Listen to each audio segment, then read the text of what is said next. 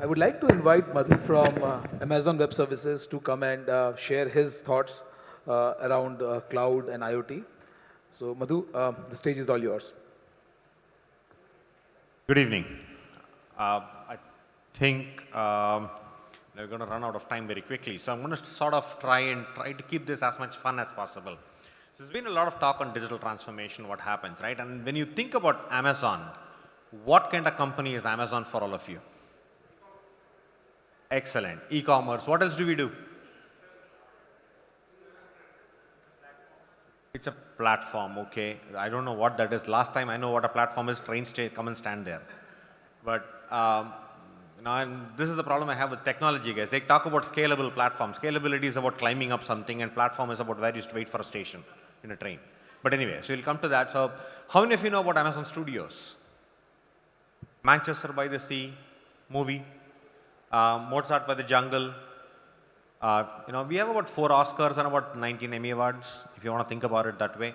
That's Amazon Studios, Prime Videos, which is basically a distribution network. We have a bunch of these businesses, right? But think about it, it's a retailer, and we start thinking about what we do. And somewhere about several years ago, so I'm talking about 5-6 years ago, we started facing the fact that, we have to do 2-day shipping. And a lot of customers were buying a lot of products from us, right? And all right, now it's playing.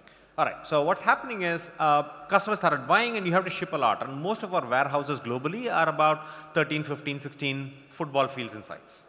That's the size of a warehouse. And a typical picker would actually walk about 10 kilometers a day to pick up items so that they can send it to you in about a day or 2.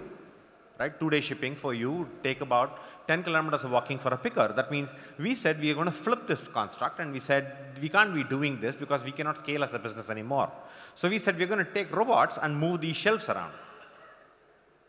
Right? So we built these robots.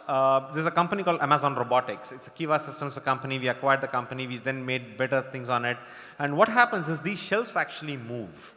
The pickers stand in the same place, and the shelves come to them. And if you carefully look at the shelves, what happens in these shelves is we don't keep the same items on the shelf. We actually keep different items because we sort of know you buy milk, bread, and cereal together. Right? So one shelf just needs to come there. Right? Because if the computer knows what is there in which shelf, you can actually make sure the right shelf comes to the picker. And the same thing that happens when an entire truck of, let's say, Kellogg cereal show up, we can dynamically distribute this across 100 lanes and have them on 100 different shelves simultaneously. Right? And the truck is gone from the aisle. It's a very different mental thinking process, and that's how we do, right? And what happens behind the scenes is the fact that we are using technology, what you would call IoT and what you would call AI, that makes it possible. That means if you knew the state of everything and could reason on top of the data, what problem can you solve? You apply this kind of mindset to what you want to do, right? That's the mindset you apply. That means I'm going to take my entire warehouse, digitalize it. I'm going to then instrument it. I'm going to understand what's in my shelf. I'm going to have cameras that understands the shelf. I'm going to have robots that knows how to move around, right? And then suddenly what happens is the whole construct changes dynamically. And you're able to substantially improve your warehouse efficiency. We improved our warehouse efficiency on warehouses the size of 13 football fields by 50%. Not 5%, not 10%, 50%. Right? Now, that's the technology stack. Now, incidentally, we just didn't do this. We actually took all these pieces of technology that is there and took it to another aspect of our company called Amazon Web Services, which is the part I'm from. And we said we're going to take these things and give it to people so that they can actually build things like this as well. Why should we keep it to ourselves? When we built Amazon Web Services, we said we understand how to build IT. We're going to package it and give it so that customers can do it. That's what you call cloud these days.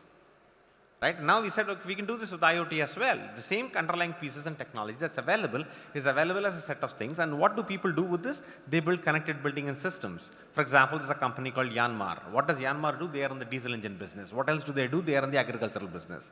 They thought about sustainable farming, and what Yanmar did was they went to greenhouses, built a bunch of instrumentation using our technology, and actually made sure that they can give high yield productivity to farmers. Right? You can look them up. YANMAR, Yanmar is there. Philips Digital Imaging. So when you go take an X-ray, when you take any of the things that you do with medical instrumentation, take your sugar check, etc., Philips now uses our technology to make sure that that diagnostic report is digitally prepared and transmitted at high velocity. Right? And remember, when you think about IoT, nobody just buys IoT. They are actually seeking a business outcome.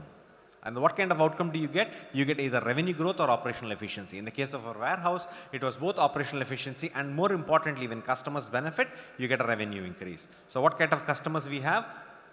Like that. Right? Now these are businesses that are moving forward. Now you have to start figuring out whether you want to move forward on that. But what happens when I take all of that IoT, when I take all of that technology and then start putting AI on it, and that's sort of the mental model you have to have, right? Deep learning, machine learning, AI is basically taking the statistical math, the neural math that's available, applying it to real world things makes it possible. Let's take a look at something else that we did.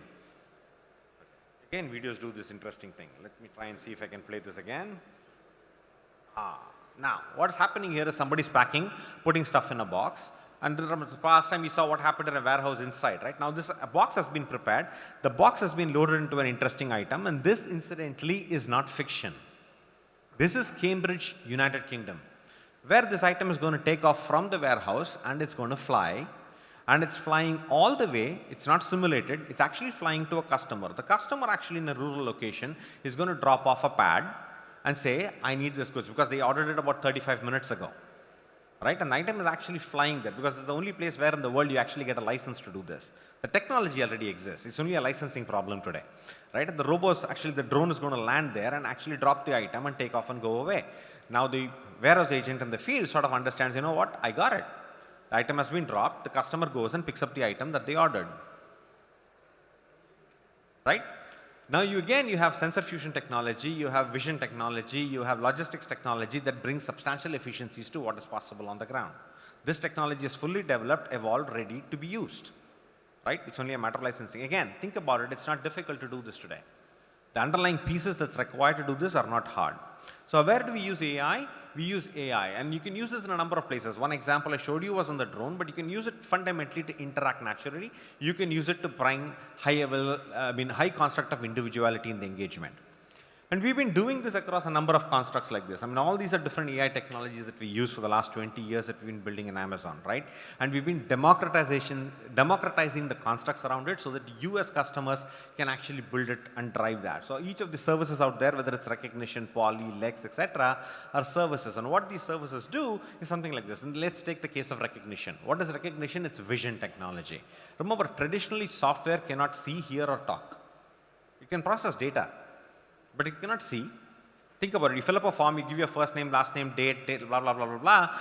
You can validate all of those fields. There is one field in there, sir, please upload a passport size photograph. Let's assume this is shadi.com today, right? You have to upload a profile photograph for your marriage profile.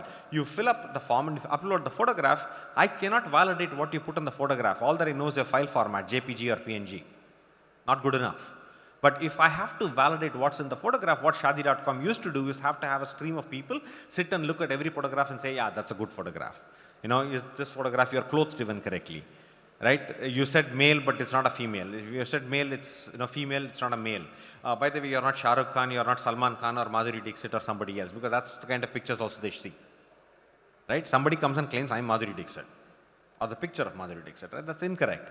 Now we have the ability to detect it, and Shadi.com uses that technology to actually validate that you are not a celebrity, that you are wearing the right kind of clothes, that you have the right kind of picture that you have there. That's one kind of technology that you can bring in.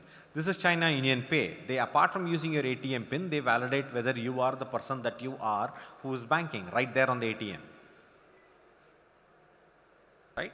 And these are technologies that you can build. So we used all of these technologies and then we built this store. This is a real store in Seattle today. Right? Now, previously the presenter talked about how Tesco uses actually a cart to check out, but this is an example of a store where you don't have to check out. Right? Let's think about and step back about digital technologies. If you've gone to an e-commerce site, what can you see? I can actually know, and today earlier on in the day I saw presentations where people talked about your digital exhaust. Digital exhaust is something where your mouse can be tracked, where you can be, which page you are, how much time you spent, and how much long you spent. But is this possible in the real world?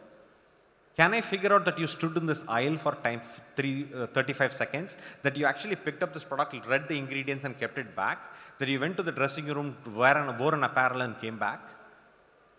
Right? What all did you try in a retail store? How many items did you look at? How much time did you dwell in each section of the aisle? Remember, we can do all of that today. Because if you're standing in those aisles in this store in Seattle, We actually know how long you spent in each aisle, how much time did you do, did you read the ingredients or not, are you a conscious eater or you are not so conscious eater, did you like the cheesecake or did you not like the cheesecake. But once you do all that, but if I just tell the customer that's what I want to do, nobody would buy. The customer obsession part is the fact that once you do all of this and you say, I want to leave the store, there's no checkout to do. You just walk out. Right? And the bill is automatic on your mobile phone. It's just walkout technology. Right? It's the Amazon Go store. The address is on 7th Avenue in Seattle. It will show up in the last part of the slide. Anyway, so I sort of had that. I wanted to show you, it's 2131 7th Avenue, Seattle. I had a couple of other demos, but we're going to run out of time. I'm not going to do the demos in front of you here. I had some voice demos. If you're interested, we can always do it off stage. Thank you. Thank you so much, Madhusudan. I think it was like quite engaging. We just loved the demos and the thoughts that is there. And I think what you mean to say is that all the technology is available as on a platform. This means people who want to develop it don't need to just think about it. They can actually develop it using signing up on the IoT platform, API platform that you have. It's not just about signing and doing it. I mean, it's not just you have to come to Amazon website. There are a number of partners who are doing this as well. Okay. But more importantly, much of this technology is actually highly inexpensive. We tend to think this is only for the likes of the Googles and the Amazons. It's not so. I know a lot of young startups who are working on, I'm talking of these technologies costing you in the order of $5 a customer, $8 a customer. We are not talking of a lot here. The cost of the technology per customer will be $5 or $4. Right? The cost of technology to build sensor vision, for example, our poly interface. I'll give you another interesting example here. I'm sure many of you have used Policy Bazaar. And Policy Bazaar calls you on an automated voice line as soon as you start buying a policy. That uses our voice technology to call you. Right? Our voice technology, text-to-voice technology, is $1 for 1 million characters. And we can speak in English and Hindi. 1 million characters is $1. And we prorata the bill. That means if you spoke only 35 characters in a sentence, we only charge you so much. So it's negligible. So it's possible, right? So the art of possibilities in your hands. Thank you so much, Madhu. Really enjoyed that.